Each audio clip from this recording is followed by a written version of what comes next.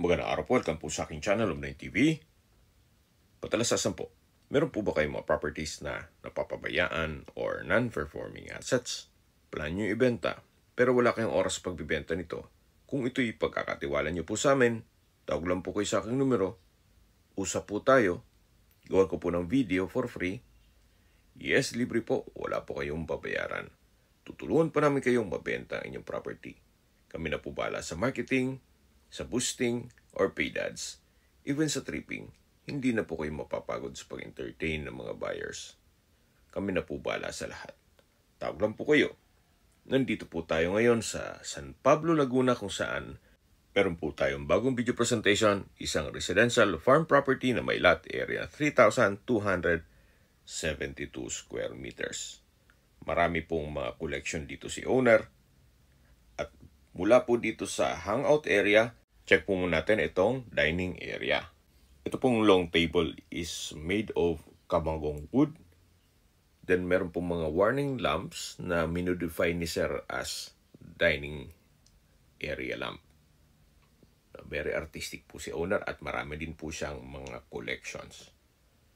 So dito naman po ay meron pong mga bottle opener at signboard ng mga beers at energy drink. Yan po yung hangout area at dito naman po yung restroom. Ito naman po yung kitchen. So malaki naman po ang espasyo nito at meron pong kitchen countertop. Sa ngayon po, nagluluto si chef at napakasarap po ng luto niyang pansit. So labas po tayo. So mula po dito sa kitchen, yan po ulit yung dining area. At meron pong ibang mga collection pa si Sir dito. Yan po may drive-thru, Jollibee. Then meron pong gas pump. Ito po yung driveway. Hanggang dun yan sa may kotse. Then dito po meron din po mga ornamental plants sa side ng perimeter fence. So buong property po ay nakabakod na. Isa po ito sa collection ni Sir, yung old gas pump. Then meron pong crosswalk metal sign, outdoor clock, at signage ng gas station. Dito po sa puno ng mangga ay meron pong mga Capiz ball lantern lamps. Napaganda po yan paggabi. At mula po naman dito, matatanaw ulit natin yung dining area na katabi lang nitong farmhouse. Ito pong farmhouse ay meron pong mga dwarfs sa paligid nito. At meron pong balkonahe, naka-tile flooring. Then ito pong railing ay napaganda ng disenyo. At ito naman po yung main door. Napaka-artistic po ng design. Combination ng wooden and colored glass. Samahan niyo po ako, pasok po tayo. So, ito po yung living area. Itong wall ay napaganda ng disenyo. Very artistic po si Sir at Ma'am. Malaki naman po ang espasyo nito. Meron na pong aircon. Then may roof type. Yan po yung stairs sa gilid. Mamaya po akit tayo dyan. Check po muna natin itong toilet and bath. Kung saan maayos po ang toilet fixtures. May water closet with bidet. Bathroom sink, vanity mirror, overhead shower, at naka-tile bathroom wall. At ito naman po yung hagdan papunta sa roof kung saan kakasya po mga 5 to 6 persons. Malaki naman po ang espasyo nito at ito'y high ceiling. Meron din pong wall-mounted electric fan at sa dulo po ay meron pong wall-mounted lamp. Baba po tayo dito sa kabilang stairs. Nandito po ulit tayo sa living area. Yan po yung main door. At yung sa dulo po, galing na tayo dyan, kung saan meron pong common toilet and bath. Dito po sa baba ay malaki din ang espasyo. So ito po yung bedroom. Sa espasyo, sakto lang po, hindi naman siya ganun kaliit at hindi naman ganun kalaki. So industrial finish lang po yan. Meron po itong mga glass windows. Meron din pong wall-mounted na electric fan. At yan po yung aircon. Naka-tile flooring na rin po dito. Then sa dulo po meron pong space na pwede paglagyan ng cabinet o wardrobe. At pong sliding glass window ay meron na rin pong security grill. Ito naman po yung toilet and bath. Ito po yung naka-tile bathroom wall. Meron pong shower, towel holder, may water closet, bathroom sink, vanity mirror. So far, wala po kayong ipapagawa dito. So ito pong tiny house o farmhouse ay livable. Wala po kayong ipapagawa dito. Kaya anytime na ma-acquire nyo po ito, meron na po kayong matitirian kaagad. Then kung gusto nyo mas malaking bahay, napakalaki po ng espasyo dun sa dulo. Ito pong setup ng property ni Ma'am at Sir ay maganda rin po itong gawing events place. Kung mga small occasion, actually even malaking okasyon, kaya pong ma-accommodate kung mga 100 guests, gawa ng dun po sa dulo ay napakalaki pa ng espasyo.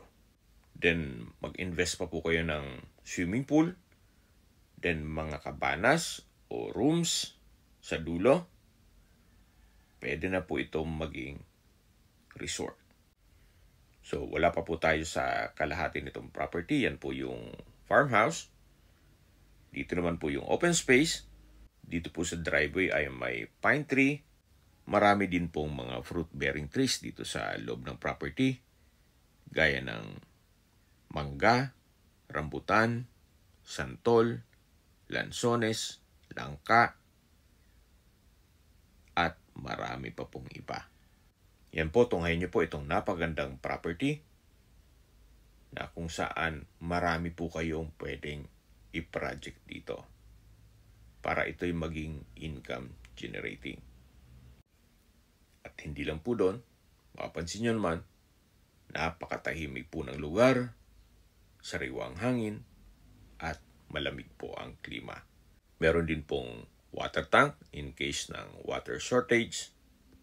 Meron pong gazebo.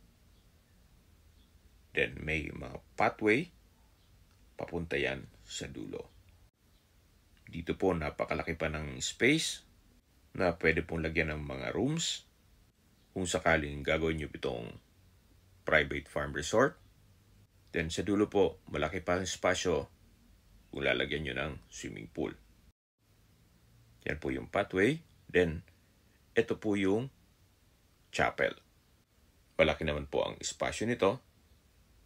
Maayos din ang mga roofings. Open concept lang po siya. Kung gusto pong mag-nilay-nilay o magdasal, may place na po kayo para dito. Gawa ng napakatahimik po nitong lugar. Sa mga nag-skip po ng video, ito pong property ay nasa San Pablo, Laguna at may lot area na 3,272 square meters.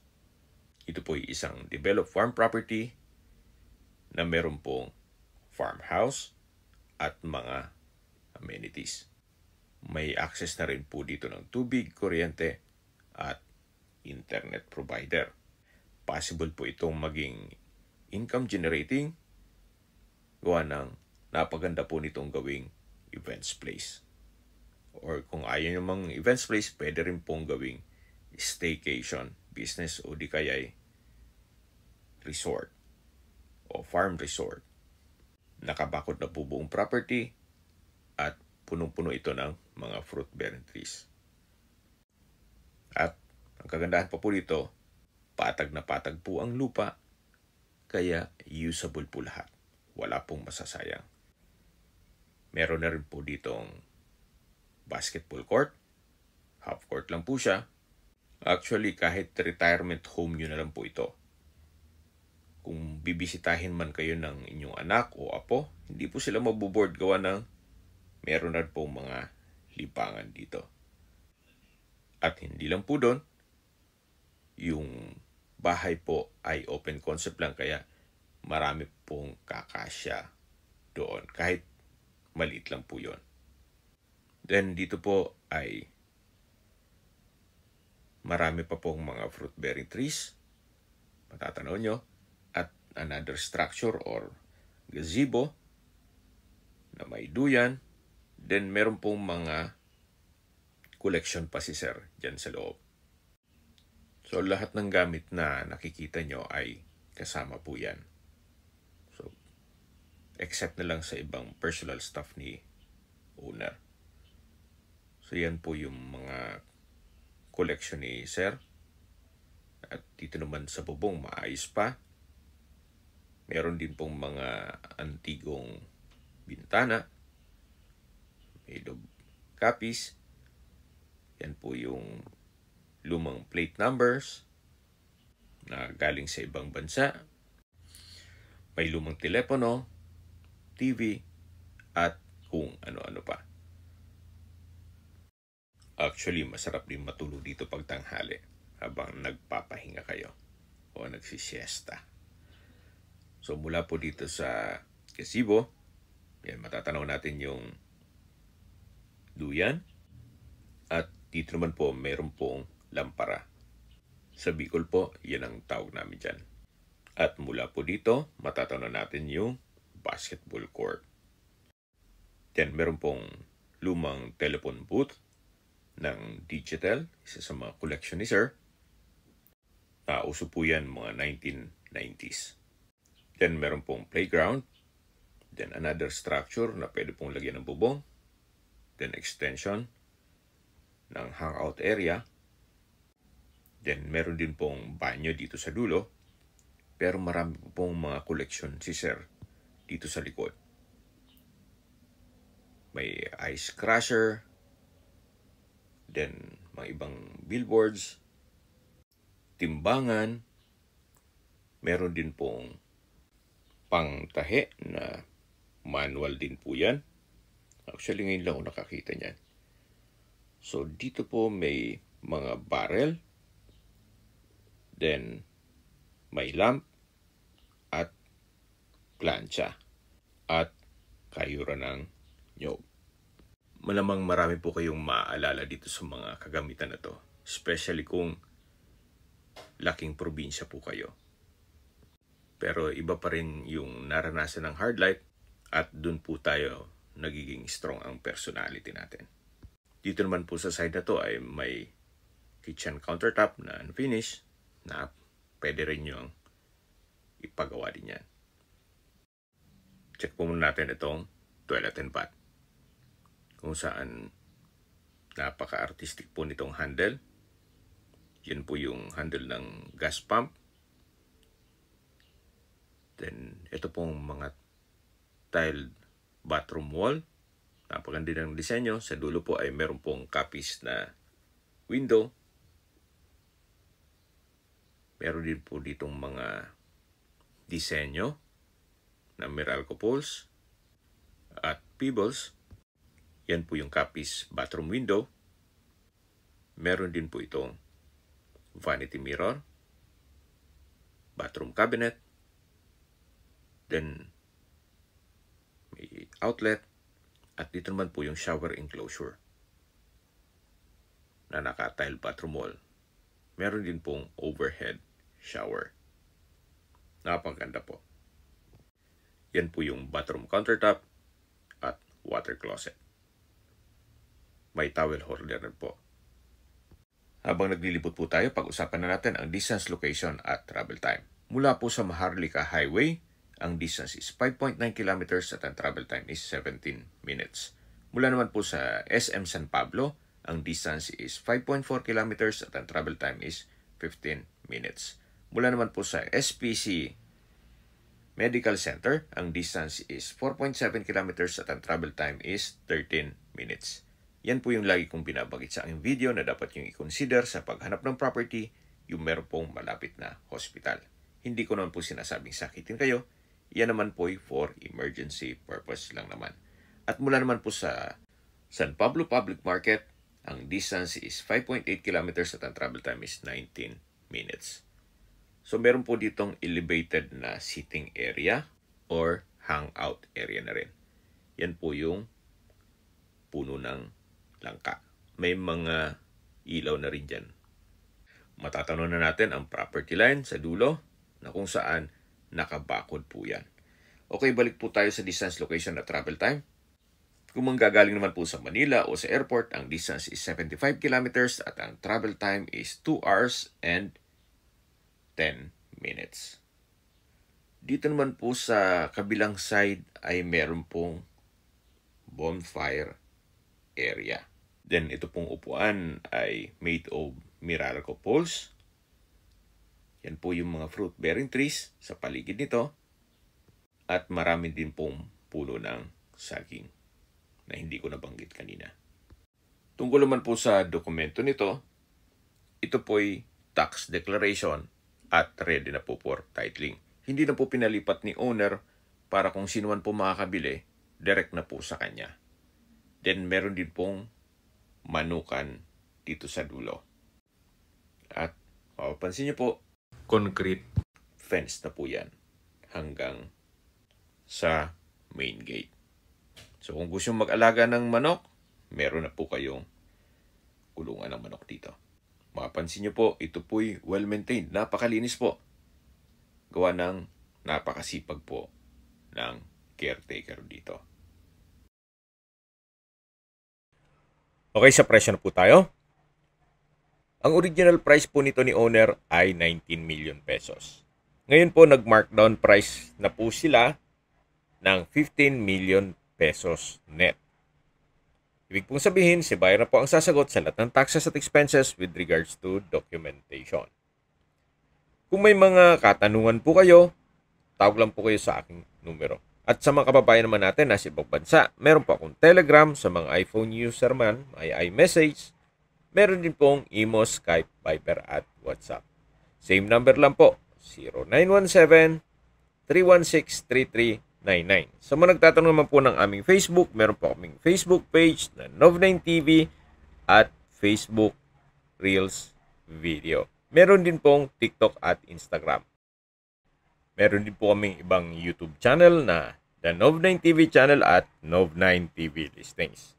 Sana po na ibigan yung video presentation. Paki-like and subscribe na lang po sa aking channel para ma-update din po kayo sa aking future listings. Kung sakali po hanap nyo yung mas malaking sukat ng lupa, meron din po kami ibang listings na pwede nyo pagpilian.